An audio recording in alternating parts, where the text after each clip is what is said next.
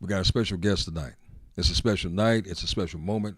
And this brother's no stranger to any of us. No, we've watched this brother in film. We watched him on TV. And for those of you who love Broadway, you've seen him in Broadway too. As a matter of fact, he made history in Broadway.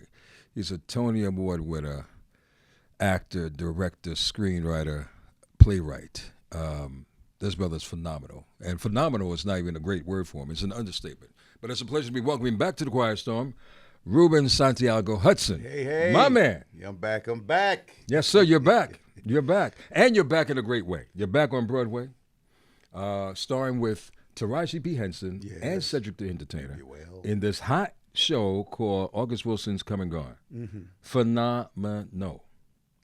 Thank you. It's thrilling. It's thrilling to come out every night, and I really enjoy just bouncing off Cedric because we have such good banter together and a great rapport. And Taraji, with her sassiness, is just a great recipe. It is. And you know what? She brings that sassiness in the character without diluting it. Mm-mm. You know, she brings the essence, but she has that sass. I guess it's natural sass. Yeah, well, August writes us real. And we have that. We have all of it, the complexity, the sass, the joy, the pain, all of it, the pathos. It all rings true in August Wilson's work. August Wilson, a man of great talent, unfortunately he's no longer with us, has given us a plethora of work. Matter of fact, you won 7 guitars. Yeah, I won that's a Tony. That's when you did Tony. And congratulations. Speaking of Tonys, ladies and gentlemen, this brother's up for a Tony for this new stage play, August Wilson's Come and Gone. You are well deserving of it. When I went to the play, I didn't know what to expect. I didn't know how it was going to flow. But when I saw you just take charge and take and into the character Bynum Walker. Remember that name, Bynum Walker. You possess that character, and you are so deserving of this Tony Award. I know you're nominated, but I say you already got it. That's what I'm saying. You scaring me, man. You scaring me. I mean, I got to get a new tux. Yeah, you do. You do. Matter of fact, you may need to buy 2 because you don't want to wear the same one because you'll be making a lot of appearances.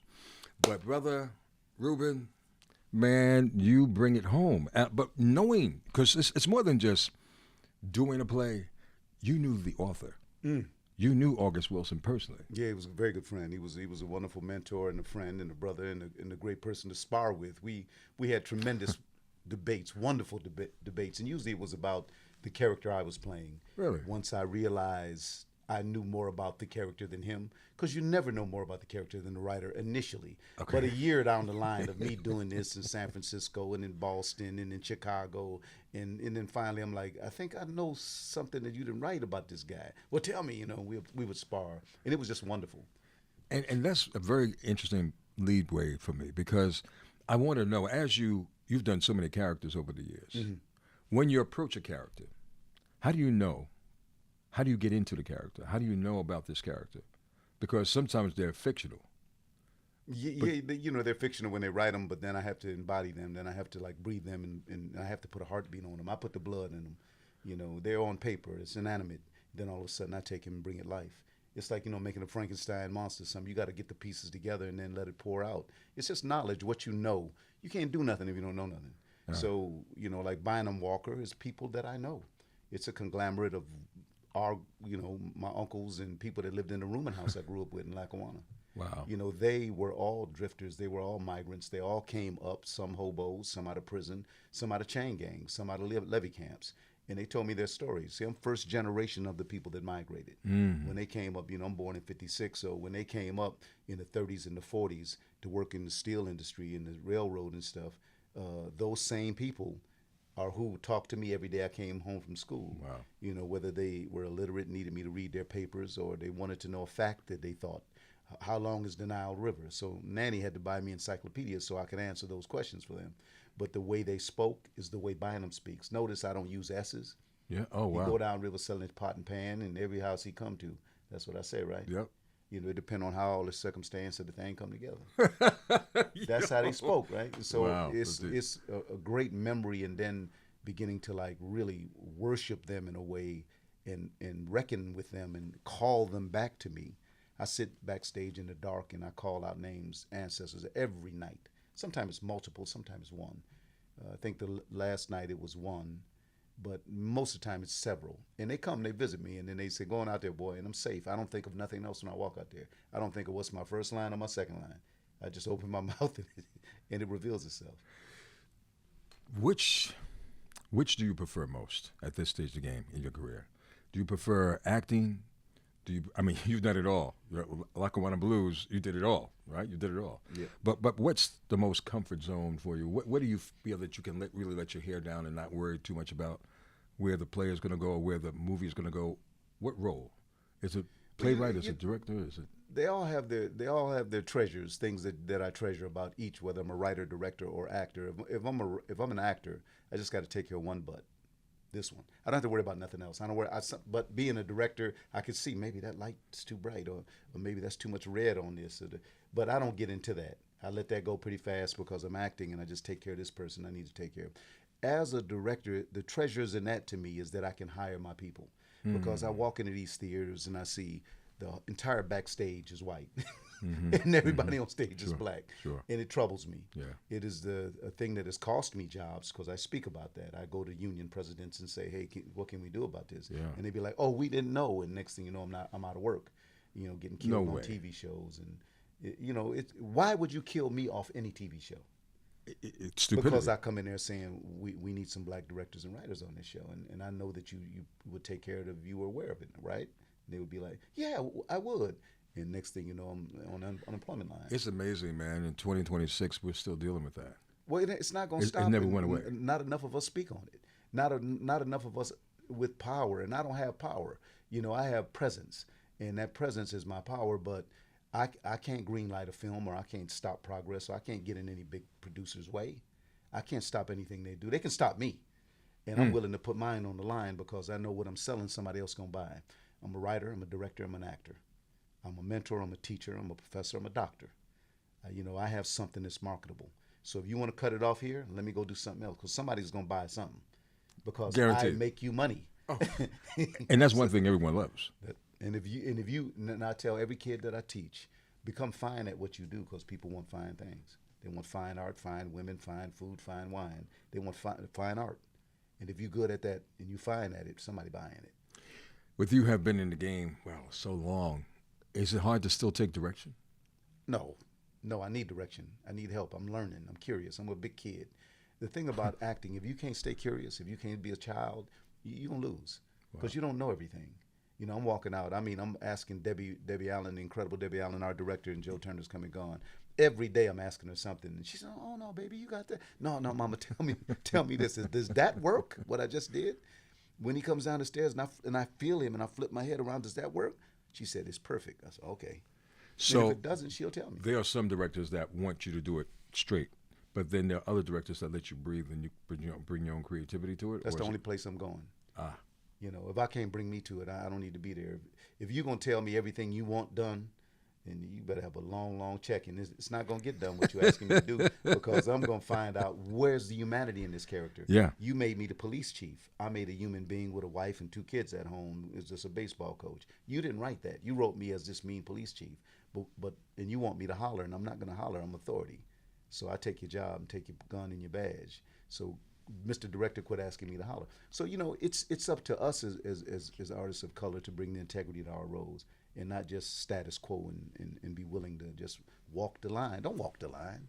That's boring. And that's why I'm who I am, I guess, And I think my mother's prayers has been stronger than anybody else's doubt, so I'm still here. No, brother, you're still here, and you're going strong. There was a time where a lot of things stopped. It doesn't seem, and I could be wrong, it doesn't seem like many things have stopped along the way for you. Like, it's been a consistent movement. You've been busy. You've been working. And when it's time for you to pause, you pause. But it wasn't about you getting back and hitting the payments and trying to find the work. The work found you. Well, some of it, like I say, I make people money. And if I don't make them money, I make their stuff seem more critical, seem more serious. Everybody says I'm a very serious person, and I am serious, because if you put a microphone in my mouth, I'm not going to sit up there, "Oh, stop." Oh, no, that's not me. You let me talk. I'm going to say something in that conversation is going to strike somebody who's like, "Oh, this brother's on the battlefield." And it's just not enough. I don't look around me and see enough armor, enough protection around me, and I know I'm out there sometime by myself. But then I got some secret allies too. They be like, don't tell nobody we allies. I say, okay, cool, because I get that information. When I go into meetings, I know numbers. And they be like, how does he know those numbers? I know what they make. I know what the percentage of black audience is on Broadway. I know if I take that 5% from all these theaters and have a black theater down there, what it's going to cost them. And that will never happen because I know that. And I've told them I know what that means. And I've had that meeting, you know, when we were coming back from the pandemic, they said, Ruben, you know, you don't come when we name a theater after James Earl Jones. You didn't come when we named the theater after Lena Horne. We wanted to take your picture, your Tony Award winner. Why didn't you come? I said, because you're giving me what don't cost you. Ooh. I said, you give me something that costs you. Well, what do you want? I said, drop me a theater in there for 3 years, right on Broadway. You can get it back.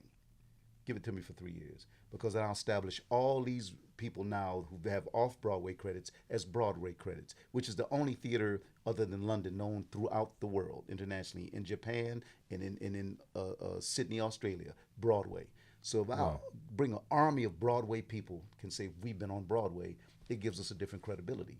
They don't want me to create that army.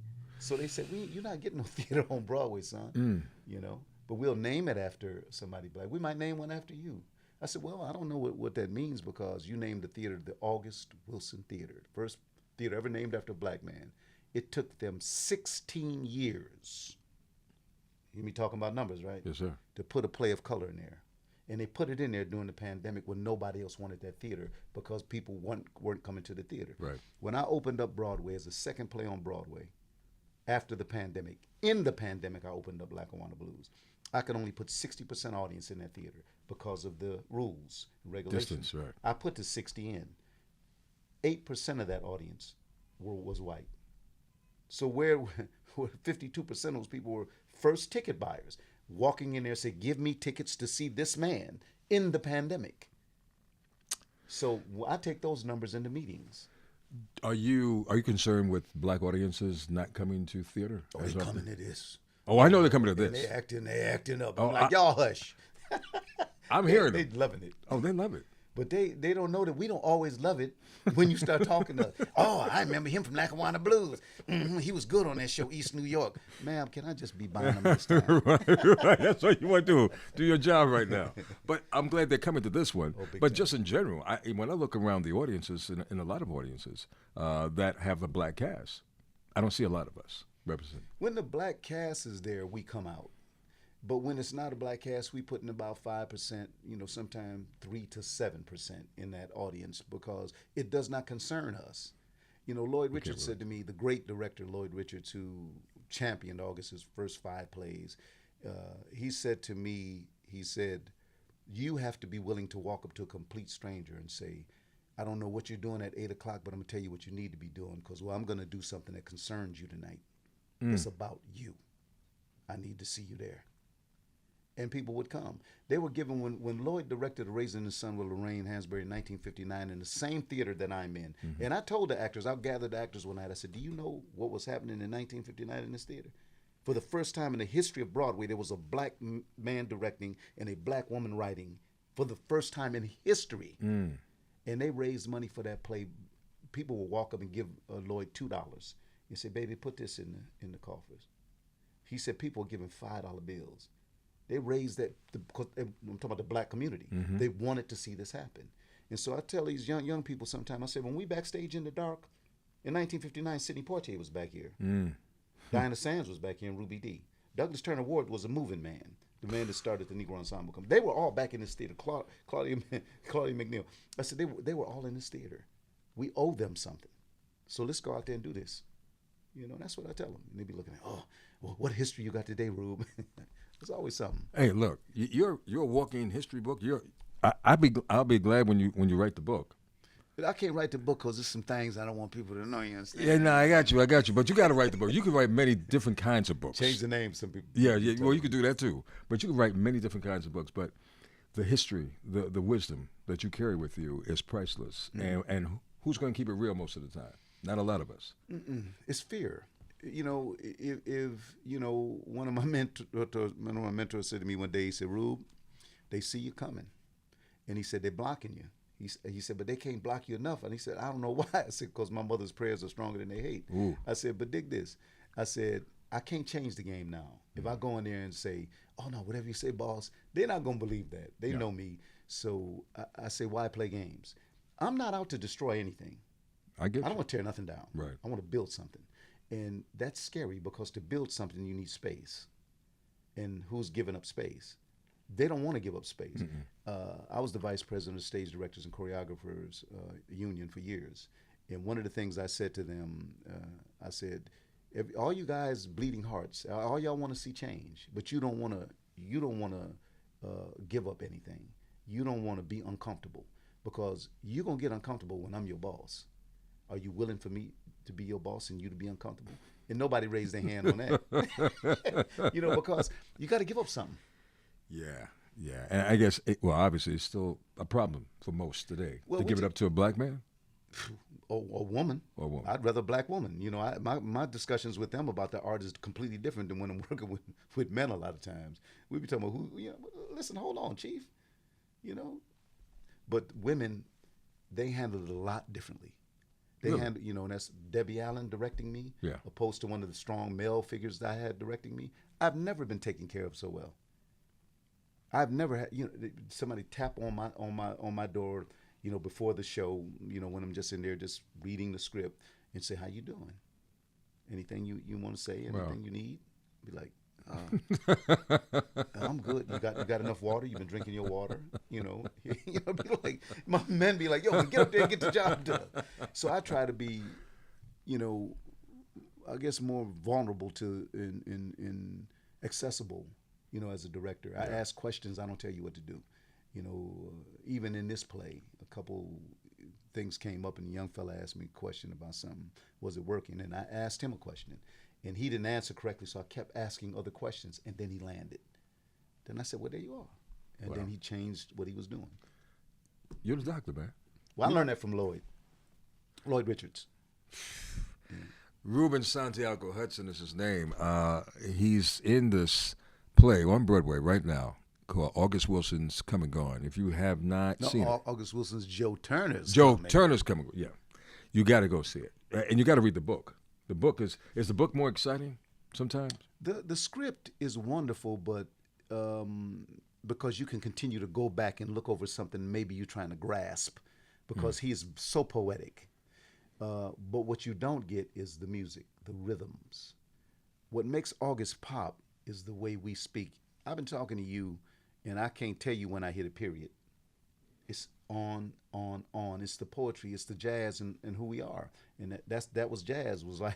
Jazz was like the black musicians' Declaration of Independence. They said what they wanted to say. They just said it. And they could play the classical. I mean, with Coltrane and Monk at Carnegie Hall. Straight, just. But you hear when Coltrane needed to get something off his chest. So it's like with August, the page, if you don't know the rhythms, if you don't know the ways of northern colored people that was southern colored, and the only thing changed was the location when they came up, if you don't know those rhythms, you won't get it reading it. And if you go to the wrong theater and with the wrong people doing August, you still won't get it. No, you won't. Because you noticed how Bynum says things, how, like, I'll say something to be 3 sentences, but it'll seem like it was 1 sentence. I said, "You around here finding anybody? How come you ain't found my shiny man?" That's a period there. You around here finding anybody? Period. How come you ain't found my shiny man? Period. Would you do me a favor? Yes. Can you explain Bynum? Like, who is Bynum in this play? Bynum Walker is the spiritual center of the play. He's the person who believes in something bigger than you and I that's over this. But that thing that he believes in isn't a blue-eyed, blonde-haired thing. It's something deeper than that. It's from the roots of who we are, from the motherland, smashed together with Reverend Tolliver's church. But he did not lose that Carl Richel's meant something, that the Orishas meant something. He smashes them together, and he goes to the things that we learned. The big problem with slavery for white people was they had to keep bringing them. And so when they kept bringing them, they kept bringing more knowledge, more reminders of who we are. Even though they ripped it, beat it, took it away, they couldn't take the inside. That is what Bynum maintains, the Africa in this, the African spiritualism, the earth, as well as the clouds and the water. And so he believes that if you want your lover to come back, if I put these herbs together, say these things, and use these tools, that it's possible. Now, in this play, Cedric the Entertainer, yes, he doesn't believe in what Bynum is trying to. He's born North. He thinks he's a little above that kind of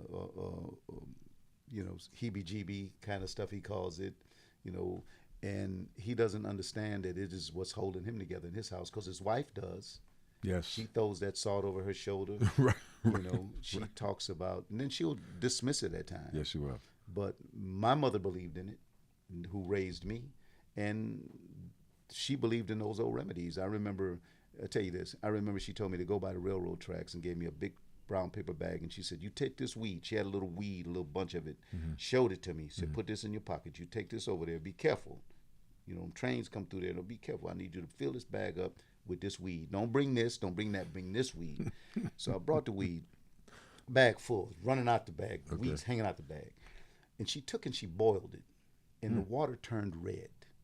She boiled it. It was green when I gave it to her, but the weed stayed green, but the water turned red. And she put it in an enamel basin, because she had a swollen ankle.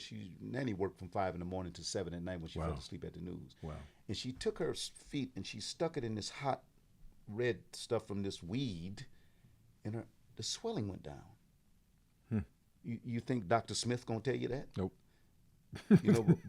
But Baba Alatunji will tell you that. Yeah. You know what I'm saying? So I believe in it, and I've seen it work. Yeah. We've lost that. I mean, it's still around for those who know, for those who can research, for those who can go to sources. But on the surface, for the most part, a lot of people have distanced themselves from that or don't even know about it. Yeah, they don't. But then when you do know about it, you threaten the pharmaceuticals. All you got to do is look as far as Dr. Sebi. You dig what I'm saying? If you do know something that'll cost people money, the money people will get very intimidated and angry. But Mama didn't have to go to the pharmaceutical. She said, baby, go get this weed. That's it. And if I was sick or down, she might say, take this and gargle with this. Or, no, I can't gargle with that. Gargle with it. Or drink this. I'll be like, okay. And then I was well. So are you into holistic? No? Somewhat. Not totally. I still have doctors.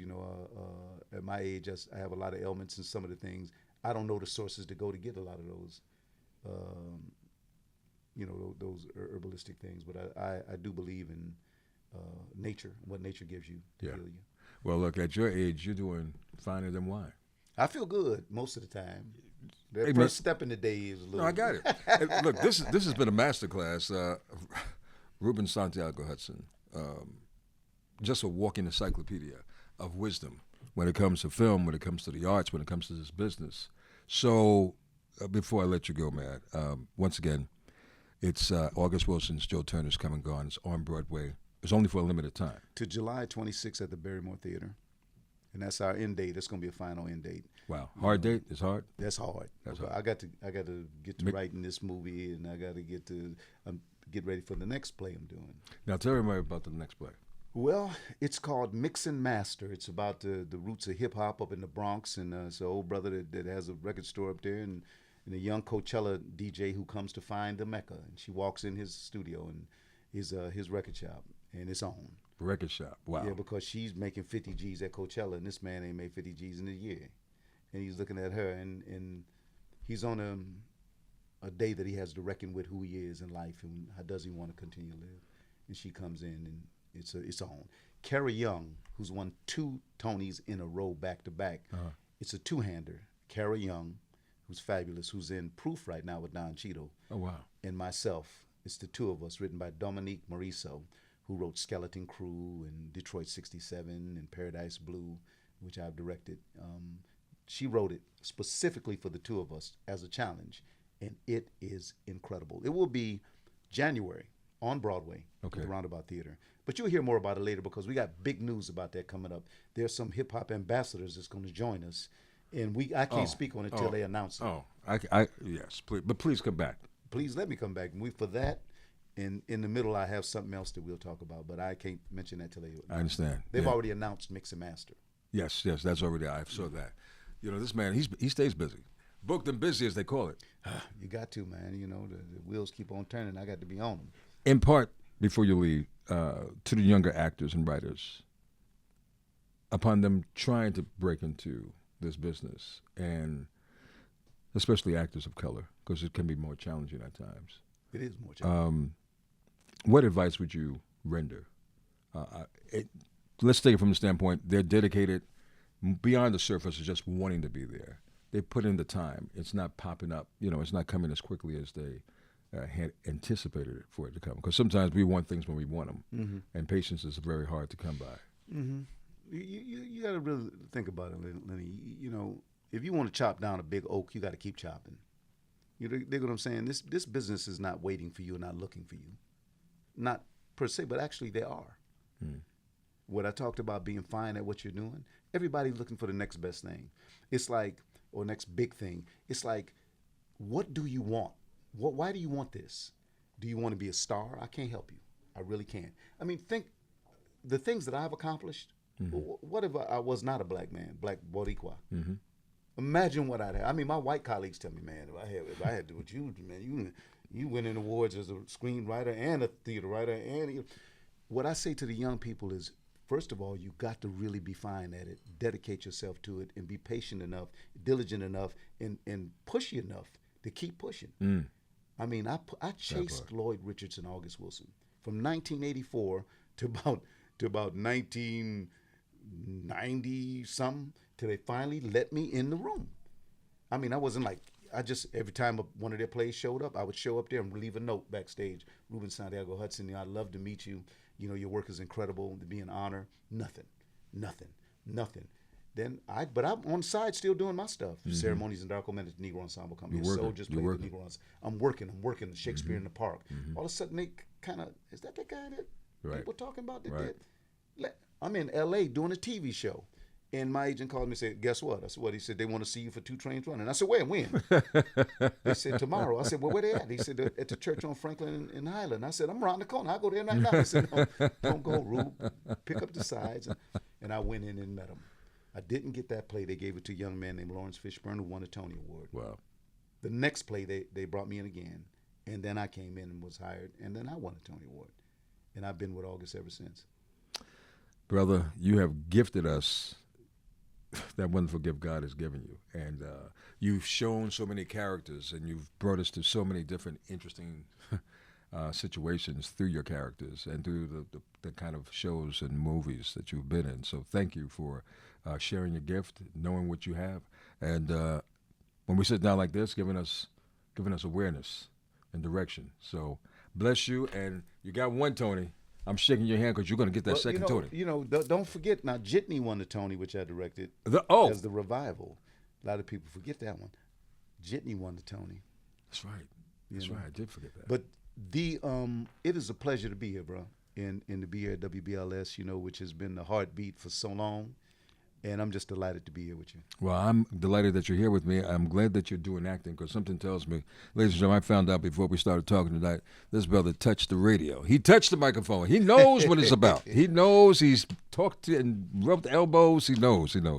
No, man, but you're blessed to doing what you're doing, man. And I'm thankful and honored to speak with you. So please know that you always have a home and an outlet. So make your way on in, man. I won't let you walk down the street. If I'm coming towards you, you can't walk by me. I'm going to stop you. Always. All right. That's good by me, bro. Ruben Santiago-Hudson. Thank you. Get to the play as quickly as possible. And if you don't get to the play on this one, I know you'll be at the next one, because he's going to come back to Broadway again.